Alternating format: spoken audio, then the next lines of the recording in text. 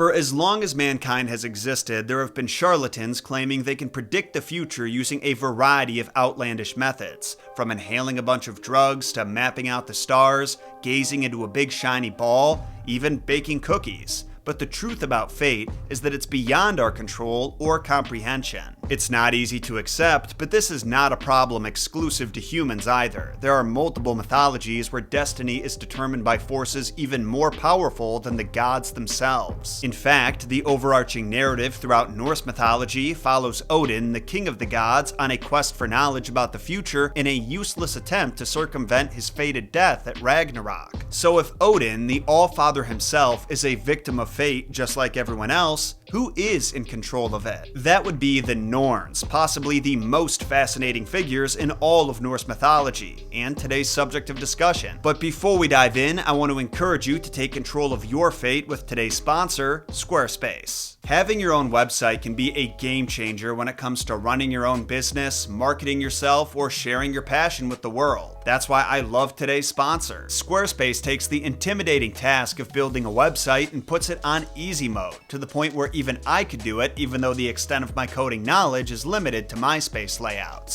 Speaking of layouts, Squarespace offers dozens of award-winning website templates that you can easily personalize and feel confident that they're gonna look good. And with their revolutionary Fluid engine, they've made it possible to design a beautiful website without knowing how to code. Their easy-to-use interface lets you drag and drop assets wherever you think they look best. What has to be the best part of Squarespace, though, is that all of this can be done inside your web browser, so you never have to download or install any software or patches. So if you want to take your small business, side hustle, or passion project to the next level, go to squarespace.com/Jon Solo to start a completely free trial. And when your site is ready for launch, use code Jon Solo to get 10% off your first purchase of a website or domain.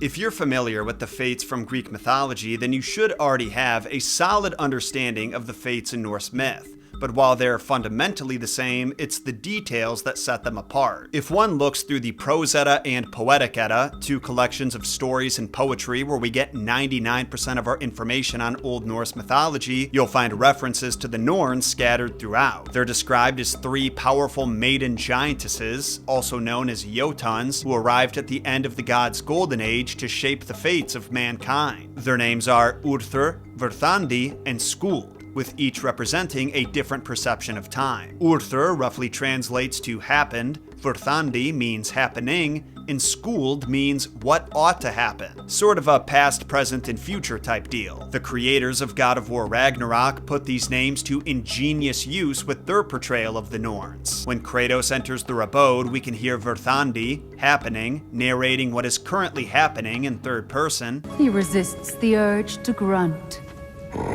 Oh, he fails.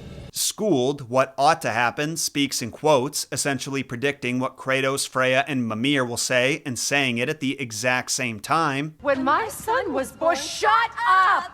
Then Urthur uses events from the past to explain their future. And he did, because you could not let him go.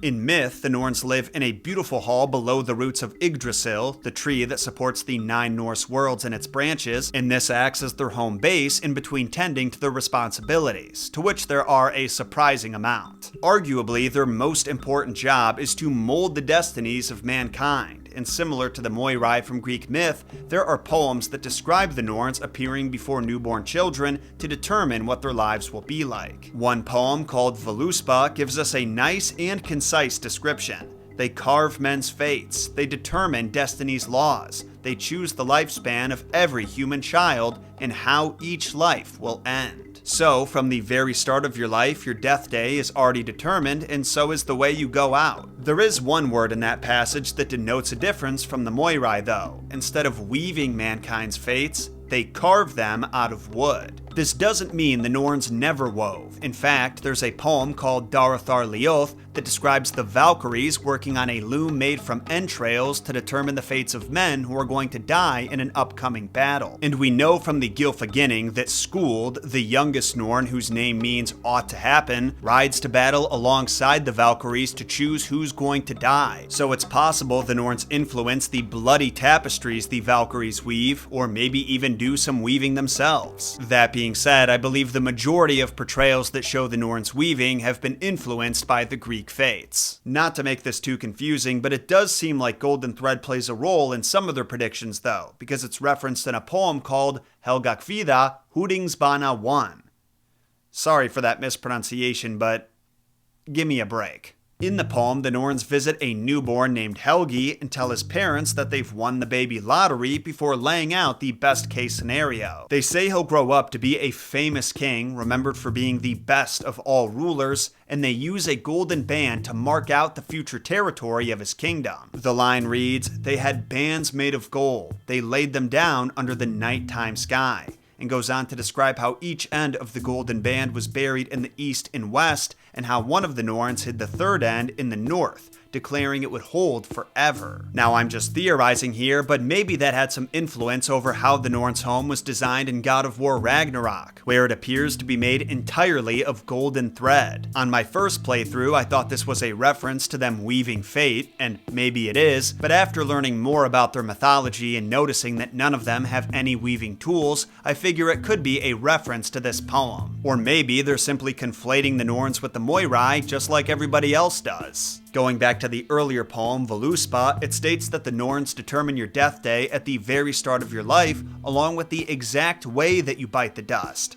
For some, that meant dying in the midst of a glorious and bloody battle, and for others, that meant dysentery. The Norns were not exactly fair with how they distributed glory, greatness, pain, and misery, but I was surprised to learn the Eddas do give us a reason for it. In a poem called Regnsmal, there's a former dwarf named Andvari who now lives in a cave by a waterfall in the form of a pikefish. And he tells Loki, "A cruel Norn shaped my fate and cursed me to live in water." Now Andvari may just be bitter about whatever bad decision he made that forced him to anamorph into a fish, but if his words are to be believed, then there is such a thing as a cruel or evil Norn who intentionally curses those whose fates she's in charge of. Poor souls like Neville Longbottom, George Costanza, or anyone the gang encounters on It's Always Sunny. But you might be wondering, which of the Norns is the cruel one? Urthur, Verthandi, or Skuld? Well, it could be any one of them depending on their mood that day, but it's more likely that it's one of the other Norns. That's right, there are more than 3 Norns. How many are there? Those 3 seem to be the main ones, and perhaps the only Norns that are also Jotnar, but there are also Aesir, Elf, and Dwarf Norns who are responsible for shaping the fates of man and the story of mankind. It's gotta get pretty chaotic having all those minds in the writer's room. I mean, there is such a thing as too many cooks. Maybe that's really what started COVID and society's continual descent into madness. Anyway, molding the fate of humanity is a big part of the Norns' job, but they do have other responsibilities, like sending dreams to heroes. In a poem called Guthrunarkvida 2, Attila claims the Norns sent him a bad dream that Guthrun stabbed him with a sword. One of their most important jobs is to make sure the world tree is in good, healthy shape. Being infinite years old and having a few undesirable tenants, like the serpent Nidhogg and her babies chewing at its roots,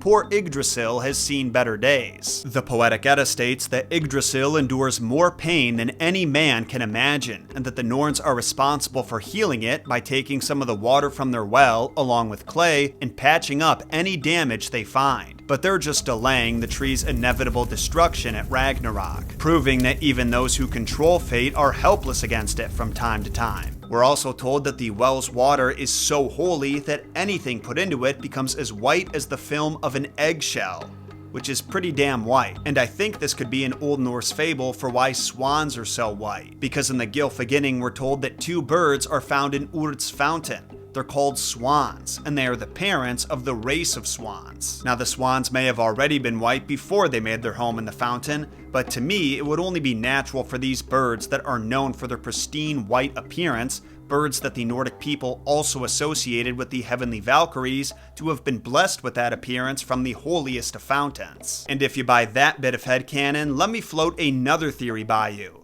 The Norns are responsible for feeding the swans. To be clear, the text doesn't say this explicitly, but we are told that 2 swans are fed in Urthr's fountain. So who would be feeding them beside the Norns? Not to mention that if we roll with the usual portrayal of the Fates being little old ladies, it would only make sense for them to enjoy feeding their birds.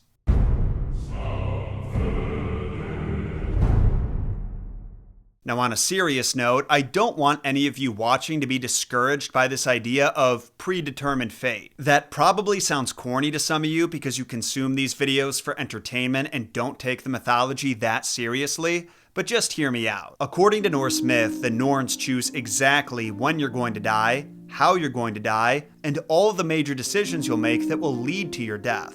And I think we can all agree that there are times where life feels this way. Usually at our lowest points, we blame the universe for putting us in certain circumstances, as if we didn't have a choice in the matter, like on Vari blaming the Norns for forcing him to live as a fish, when in reality, it's our fault. This is why the Norn scene from God of War is currently my favorite scene from the entire series. At this point in his life, Kratos has cursed fate countless times, and even mercilessly slaughtered the Greek fates, but the Norns hit him with a hard truth. There is no grand design, no script, only the choices you make. Fate has never controlled Kratos, his choices did. He chose to vow his life to Ares, to slaughter his own family, to pursue revenge at any cost, and ultimately destroy an entire civilization to satisfy his bloodlust. Yes, there were occasions where circumstances were beyond his control and he had to make a difficult choice, but more often than not, he chose what he found most satisfying, never once thinking of the greater good. And because of that, he constantly found himself in similar situations. He still slays gods, but now he's sad about it? You are the sum of your choices, nothing more. How different could his life have been if at just one of those major crossroads he refused to kill a god? Apollo is a great example. They were on opposing sides during Kratos' war against Olympus, but it was Kratos who went out of his way to attack Helios. Helios was fully aware that he still owed Kratos a life debt from another game where Kratos saved him from Atlas, and he may have been a useful ally down the line, but Kratos shrugs all that off when Helios is at his mercy and decapitates him with his bare hands. Not gonna lie, I completely forgot how unnecessarily violent Helios' death was. Like, he doesn't even have a boss fight. Kratos just knocks him out of the sky and rips his head off. After I replayed the third game recently, him being such an asshole when you reunite with him in the Valhalla DLC makes a lot more sense. But I'm getting sidetracked. The point is, we all have our own versions of Kratos' addiction to revenge and killing gods.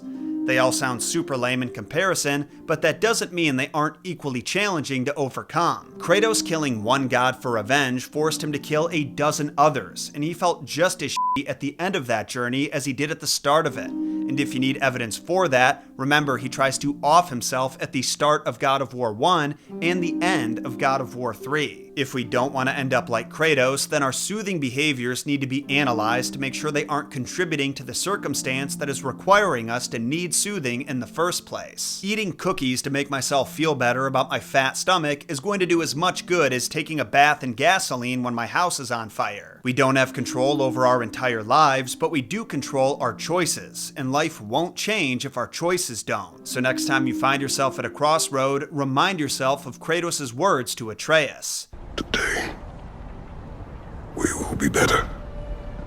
Alright, that got pretty corny at the end there, but I hope that some of you appreciate what I'm trying to articulate. The importance of choices has been on my mind a lot since I first started researching this episode, and while not totally relevant to the mythology, I thought it was worth exploring. If you did enjoy my ramblings, or at the very least learn something from them, make sure to sacrifice those like and subscribe buttons to the gods to get more messed up content sent to your sub box every Thursday, and short form episodes every other day of the week. My name is Jon Solo, and remember, Jon shot first.